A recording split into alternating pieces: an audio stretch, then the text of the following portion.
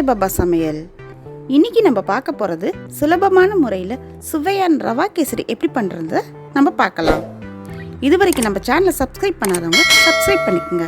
பக்கத்துலேயே மறக்காமல் அந்த பெல் ஐக்கானை கிளிக் பண்ணிக்கோங்க. வாங்க போகலாம். தேவையான பொருட்கள்: 1 கப் ரவை, 3/4 கப் சர்க்கரை, முந்திரி பருப்பு திராட்சை தேவையான அளவு, சாஃப்ரான் லிக்விட் கொஞ்சம், நெய் தேவையான அளவு. இப்போ வாணலியை எடுத்து தேவையான அளவு நெய் விட்டு முந்திரி பருப்பு திராட்சையும் வறுக்கிறதுக்கு நெய் விட்டுக்குங்க.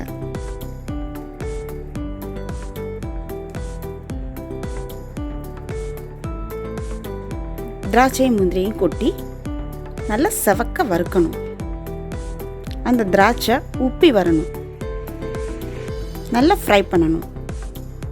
அப்போ தான் கேசரி சுவையாக இருக்கும்.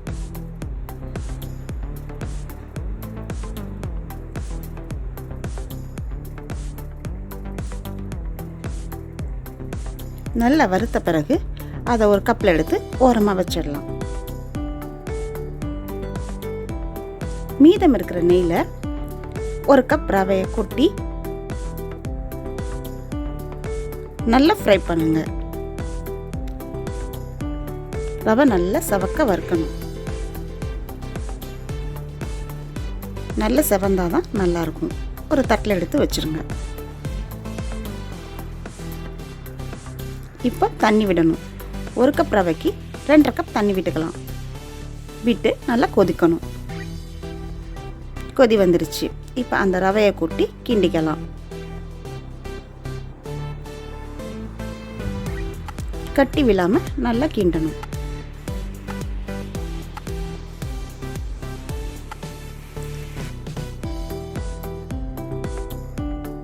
நல்லா கிளறி விட்டுக்குங்க.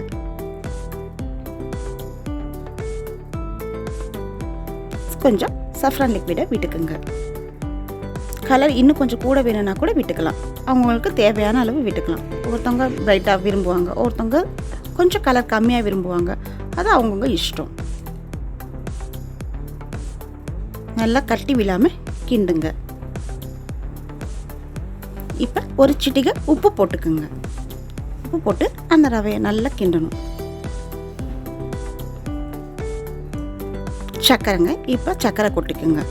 அந்த 3/4 கப் சர்க்கரையை கொட்டிக்குங்க. கொட்டி நல்லா கிளறணும். கட்டி விழாமல் நல்லா கிண்டணும். கட்டி விழக்கூடாது. இப்போ இன்னும் மீதம் இருக்கிற 1 ஸ்பூன் நெய்யையும் எடுத்து ஆட் பண்ணிக்கலாம். ரவை வேகணும். ஸோ நல்லா கிளறி விடணும்.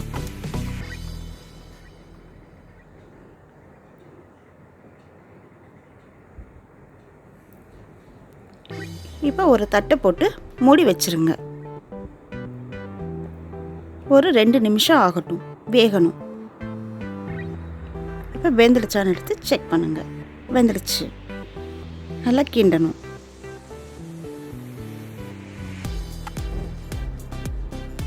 முந்திரி பருப்பு திராட்சையும் எடுத்து ஆட் பண்ணிக்கலாம். ஆட் பண்ணிட்டு கிண்டி விடணும்.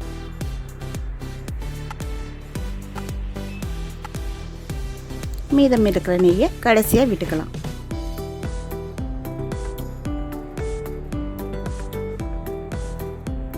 நல்லா ஒரு கிளறி வச்சிடணும். அவ்வளோதாங்க, சுவையான கேசரி ரெடி. வாங்க சாப்பிடலாம்.